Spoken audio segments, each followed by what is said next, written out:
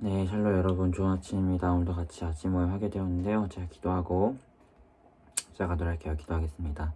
하나님, 오늘도 우리가 당신의 말씀 앞에 나옵니다. 말씀을 통하여 우리의 삶이 변화되게 하시고 오늘 하루 하나님의 기쁨이 되는 삶을 살아낼 수 있도록 우리에게 힘과 능력을 허락하시고 또 성령을 통한 말씀의 깨달음을 우리에게 허락하여 주시옵소서. 감사드리며 예수님의 이름으로 기도합니다. 아멘. 네, 오늘 함께 살펴볼 말씀은 사무엘하 11장 14절에서 27절입니다. 사무엘하 11장 14절에서 27절 말씀, 매일 성경 큐티책 10월 5일 본문이에요. 사무엘하 11장 14절에서 27절입니다. 20분 동안 묵상하시고 우리 이후에 같이 나누셨으면 좋겠어요. 저는 바로 나오도록 할게요. 이제 어제 다윗이 밧세바를 간음을 했고 강간을 했고 임신을 하게 되었죠. 그래서 그것을 숨기기 위해서 이제 우리야라는 밧세바의 남편을 불러다가 어떻게 해서든 밧세바와 동침하게 만들려고 했는데 충실한 군인이었던 또 신하였던 우리야는 그렇게 행하지 않고 자신의 부하들과 휴가 나온 와중에도 계속해서 지내면서 집에 들어가지 않았어요. 그래서 다윗이 덮을 수가 없었죠. 다윗으로 말미암아 임신했다는 것을 덮을 수가 없었던 거예요. 그래서 다윗이 안 되겠다, 그 우리아를 죽여야겠다, 그리고 빨리 밧세바를 아내로 삼아서 이것을 덮어야겠다라는 계획을 짜기 시작합니다. 그래서 다윗이 이제 요압 장군에게 전령을 보냅니다.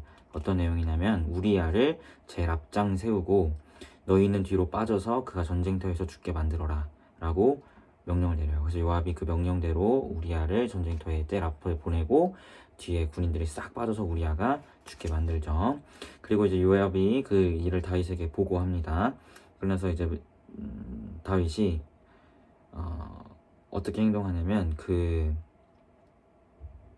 보고를 받고 25절에 우리아의 아내 밧세바를 25절 아니네요. 25절부터 보면은 다윗이 그 전령을 듣고 어떻게 행동하냐면 특별히 이제 우리아의 아내 밧세바는 그 남편이 죽었다는 소식을 듣고 소리내서 슬퍼 울고 그 장례식 이후에 27절을 보면 다윗이 사람을 보내서 밧세바를 데려다가 아내로 삼아요. 그리고 그 아이를 낳게 합니다. 그러니까 지금 다윗이 어떻게 행동한 거예요? 처음에 왕궁의 옥상에서 밧세바가 목욕하는 것을 봤을 때 마음에 음란한 마음이 들어서 그를 불러다가 강제로 동침을 했어요. 근데 임신을 해버렸어요.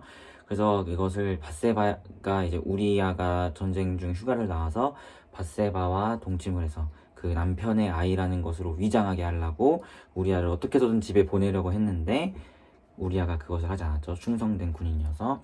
그래서 다윗이 두 번째 수를 쓴 것이 바로 뭐였냐면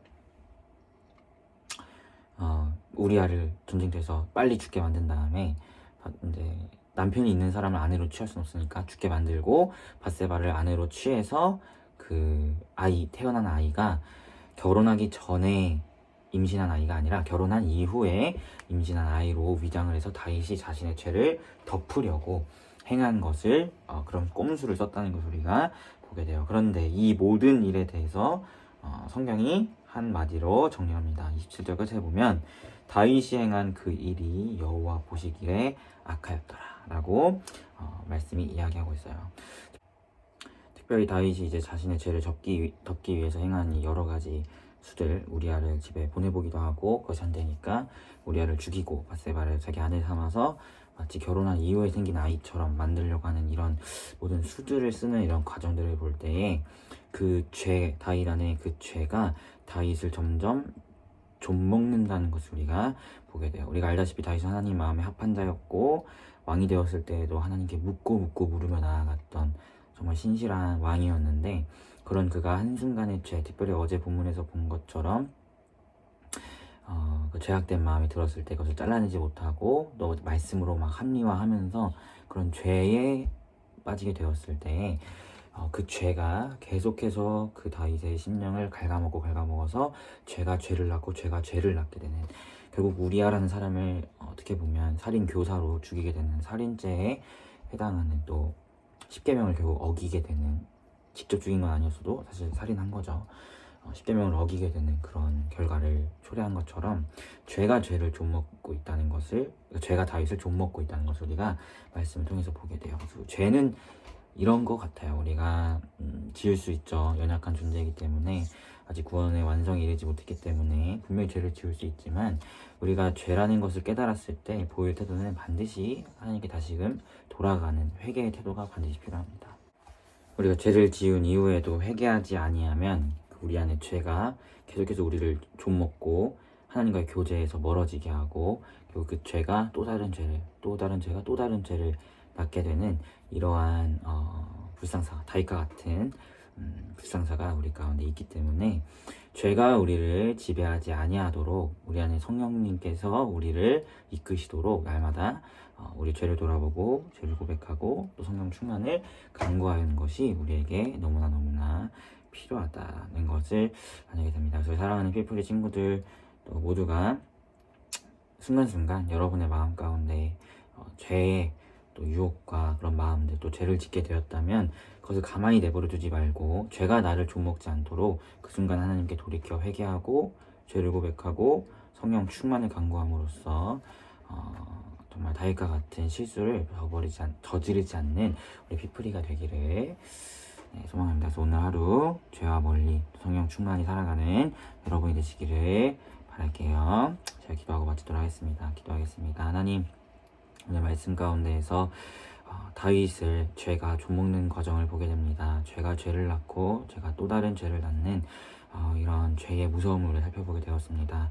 우리가 죄를 지었을 때에 우리 안에 계신 성령님께서 그것을 말씀해 주셔서 우리가 민감하게 반응하게 하시고, 그 죄를 멀리하고 죄와 싸우고 또 하나님 앞에 죄를 고백함으로 죄가 우리를 좀먹지 아니하도록 우리를 지켜나아갈 수 있도록 인도하시고, 성령 충만을 우리에게 허락하여 주셔서 날마다 성령님의 이끄심 아래 정말 하나님이 기뻐하신 삶을 살아내는 피플리가 될 수 있도록, 특별히 오늘 하루 죄에 민감히 또 성령에 민감히 반응하며 나아가는 우리가 될 수 있도록 인도하여 주시옵소서. 감사드리며 예수님의 이름으로 기도합니다.